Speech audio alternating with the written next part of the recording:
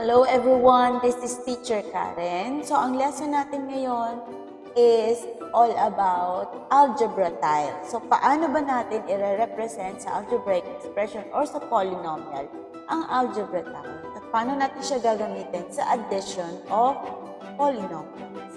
So ano po? So algebra tile. So you can use algebra tiles to represent algebraic expressions. So itong maliit,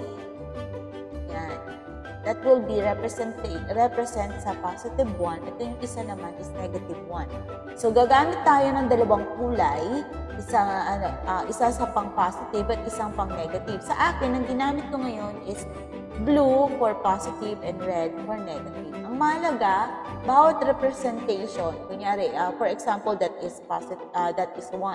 So, pareha sila ng size, magkaiba nga lang sila ng kulay.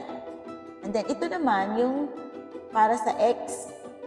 So, isang red, isang blue ulit. So, pero iba yung size nila sa 1 at saka dun sa X. So, medyo humaba lang siya ng konti. Yan po yung representation para sa positive X and then sa negative X.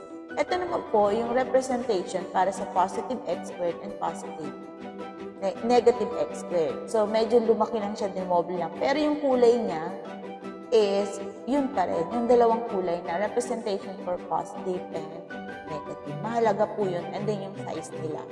Kung X squared silang parehas, dapat parehas sila ng size. Kung X lang, parehas sila ng size, and then yung 1. So, mas maliit yung 1. Next po. So, for example, we have here 2x positive 7. So, kailangan ko dalawang positive x, 7 na positive 1. So, this will be 2x and then 7. Ayan. So, 2x plus 7 or 2x positive 7. Another example is x squared negative 5x plus 4. So, ang kailangan ko dito isang positive x squared, isang at saka 5 negative x and then 4 na 1, positive 1. Okay, so isang positive x squared, 5 negative x, and then 4 na positive 1. Ayan po. So, that is x squared, negative 5x, positive 4. Another example is tatlong positive x squared, and then dalawang positive x, and then 5 negative 1. So, that is 3x squared, positive 2x, negative 5. And then, ito, gumamit ako ng ibang kulay ulit para masabi ko sa inyo na pwede kayong gumamit ng ibang kulay. Pwedeng green and then pink. Yung green is positive, yung pink is negative. So, i-represent naman natin dito is negative 2x squared, negative 5x, positive 3. So, dalawang negative x squared, 5 negative x, and then tatlong positive 1. So, that is negative 2x squared, negative 5x, positive 3. Another one, so gumamit naman ako dito ng light pink and violet. So, violet for positive, light pink for negative.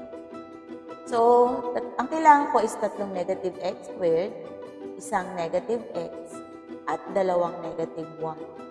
So, tatlong x squared, negative, at isang negative x, at dalawang negative 2. So, that is negative 3x squared, negative x, negative 2.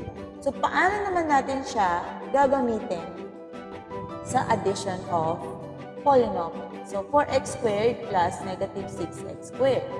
So, yung 4 na x, positive x squared, and then sa baba naman is 6 na x squared. Ika-cancel out natin o i-pair natin isang positive, isang negative, 0 pair na ang tawag sa kanila.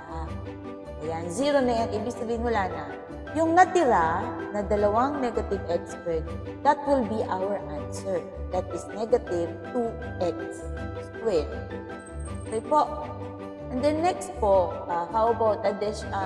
We will add 5x, negative 7 plus 2, negative 2x, positive 1. So, 5 positive x, 7 na negative 7, na negative 1, and then dalawang negative x, and then 5 positive.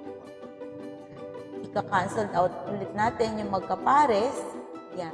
Yung natira, yan, 3x, positive x, and then 2 negative 1. So, the answer is 3x minus negative 2. Okay po. So, that will be the algebra tiles. Thank you and God bless you again next time. Bye-bye.